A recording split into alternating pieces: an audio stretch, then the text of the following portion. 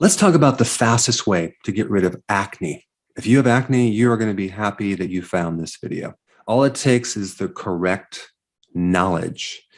Now, when I was, I think, seventh grade, eighth grade, I had severe acne. And talk about devastating someone's confidence.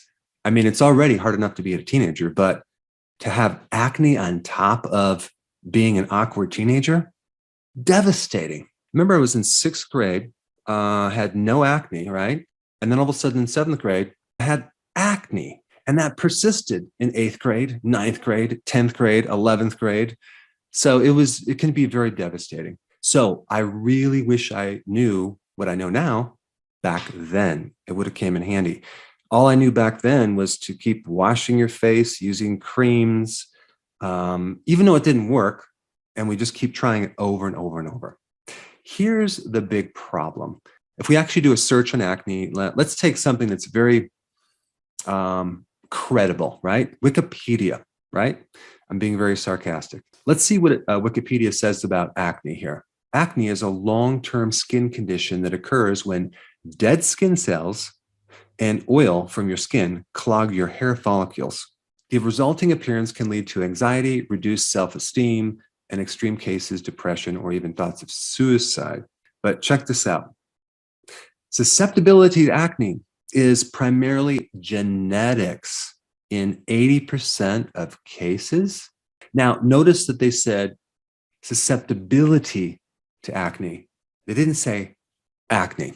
That is because there's something way more powerful than your genetics, and that's called epigenetics, which I'm going to get into. It says the roles of diet and cigarette smoking in the condition are unclear, and neither cleanliness nor exposure to sunlight appear to play a part. Eating fewer simple carbohydrates, such as sugar, may minimize the condition. Okay, so that's, at least they mentioned that. All right, and then they get into the causes. Possible secondary contributors include hormones, infections, diet, and stress. All right, and then we get to diet. It says high glycemic load diets have been found to have different degrees of effect on acne severity. So one of the studies that they mentioned, diet and acne update, carbohydrates emerge as the main culprit. Of course, they're not going to emphasize that.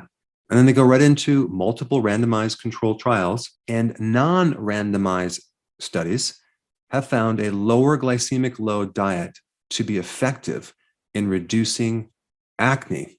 So the rest of this page is just more confusion, more information that doesn't really tell you or differentiate the important stuff from the trivial stuff to the stuff that's completely and utterly false. So no wonder why people have a hard time finding answers. So if we take a look at acne, what it is, we have an infection of a sebaceous gland, okay? A sebaceous gland is the oil glands in your skin. And so this is why you have redness, that's inflammation. You have many times a white pustule, which is an infection, which has bacteria and white blood cells. And you're looking at your acne going, wow, I need to pop that zit, right? And then clean it out, and then it'll go away. But it never goes away. It comes back. It turns into a scar. Okay, now you have a pock mark, and it keeps coming back. So what is behind this infection of the sebaceous gland? And the answer is a hormone called androgens. Your androgens are too high. I mean, think about what happens during puberty. You have this shift of androgens, right? Mostly in men. It's also a spike in girls as well. Okay, but they also have a spike in estrogen, which can also trigger acne as well. So is the problem just puberty and everyone has to go through it, or is there something we can do? Well, there's some extra data about androgens that I want to talk about that's going to help you isolate what's really going on. But I'm going to recommend that you stop popping your zits, okay? Because that's going to just create more of an infection. It's going to create more redness, more inflammation, and more scarring, okay? And it's very difficult to get rid of old scars. There's things you can do, but it's not the easiest thing in the world to do. and the scars just are more permanent. Okay, so we don't want to pop the zits. We want to find the underlying cause. So what are all the things that can cause an increase in androgens? Well, there's a protein in your liver. Okay, there's a certain protein. I don't want to give you the long name, but the acronym is SHBG. Okay, this protein helps you bind both estrogen and testosterone. So if you have enough of this protein, it keeps these two hormones locked up and in the inactive form. Because if you have too much free estrogen and too much free testosterone, it can be very dangerous for various reasons, but you just don't want a lot of active testosterone and a lot of active estrogen floating around through your bloodstream. So the body tends to lock up about 99% of all of it, and only 1 to 2% of it is free. And so they found people that have bad acne have very low levels of this protein. Okay, there's just not enough to bind it. So they're having more free testosterone. And then that excess androgen is going to then cause more enlargement of the sebaceous gland, more oil, more infection, more bacteria, etc. Now, the big question is, what causes low amounts of this protein to exist? Okay, and the answer is, you ready for this? Are you sitting down? High insulin, okay, or insulin resistance. That means high amounts of carbohydrates in your diet, as in teenagers consuming a lot of carbohydrates and sugar. In fact, an average teenager consumes the most carbohydrate of any point in their life right at that point in the teenager years. So they're dumping so much carbohydrate into their system on top of an already existing high level of androgen. So it's just the perfect storm for developing acne. Now, a couple other things that can do it. A fatty liver.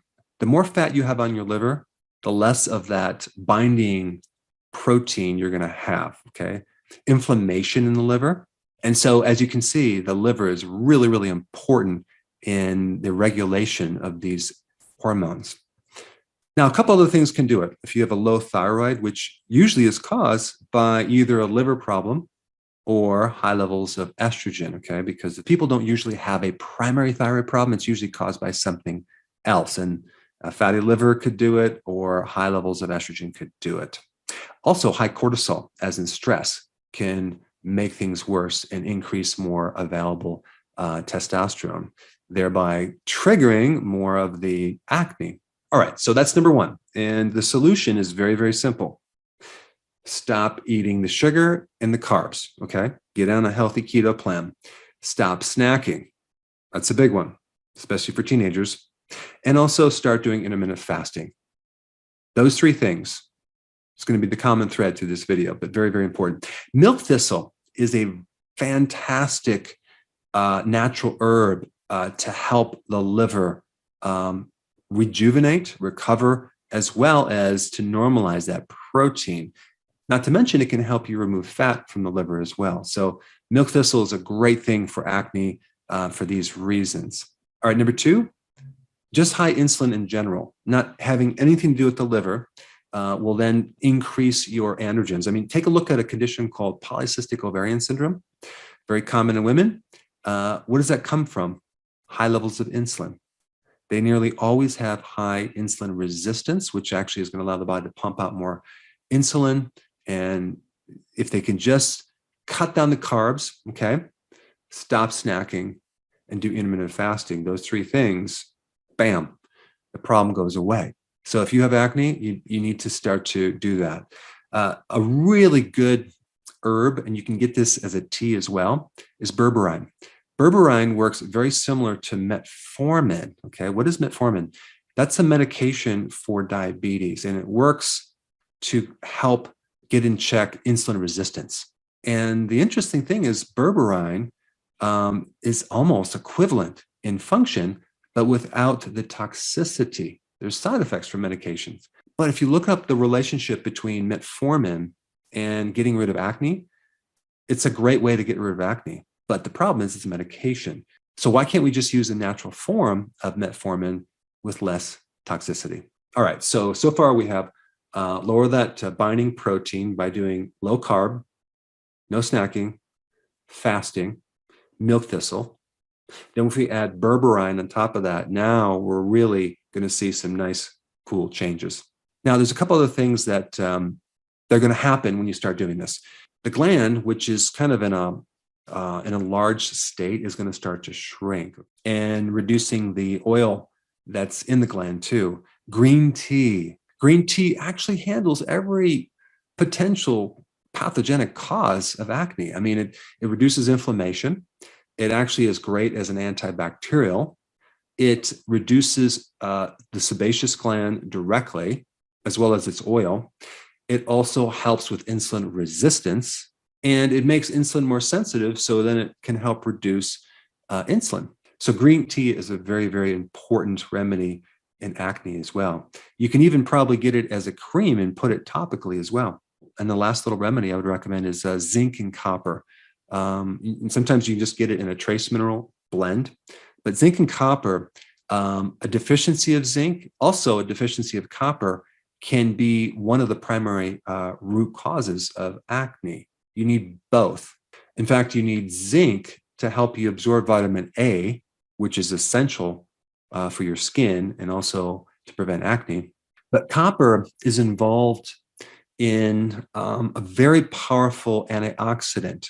Okay, it's called SOD. And copper goes in there and cleans up all the oxidation that's occurring in the skin from all the inflammation and the oxidative stress.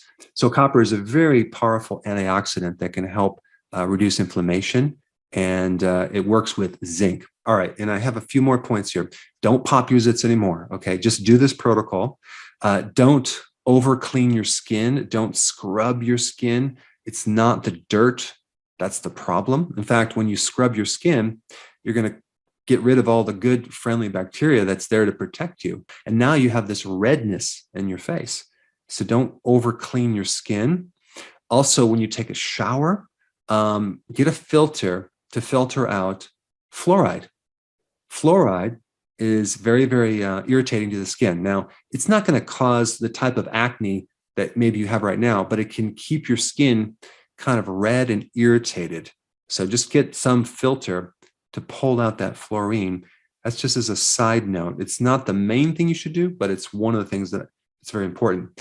The other thing to avoid is milk. Milk has a lot of hormones, including both androgens as well as estrogens. It's a growth hormone. So I would highly recommend you avoid dairy for a while. That right there might help you greatly. And then if you have these scars on your skin, get a real high quality vitamin E oil and rub it into the skin before you go to bed every night. All right, so now you need the details of how to do the low carb and the no snacking, okay? For that, I put a very simple playlist right here. Check it out, get started, and then come back to this video and report to me of your great success.